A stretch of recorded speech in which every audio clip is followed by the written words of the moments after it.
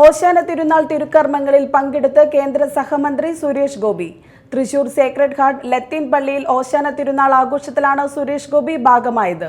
കുരുത്തോല പ്രദക്ഷിണത്തിലും പ്രാർത്ഥനാ ചടങ്ങുകളിലും പങ്കെടുത്താണ് മന്ത്രി മടങ്ങിയത്. യേശുക്രിസ്തുവിന്റെ ജെറുസലേം പ്രവേശനത്തിന്റെ സ്മരണകളാൽ മുഖരിതമായിരുന്നു കാതോലിക്ക ലത്തീൻ പള്ളി.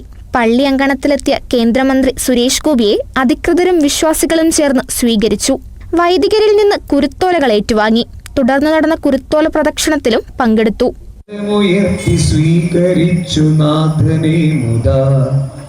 ഉടനെ ഉച്ചരിച്ചിതാർപ്പുവിളിയൊടൊത്തഹോ ഉയരെ സ്വർഗമായതിൽ ഹോസാന.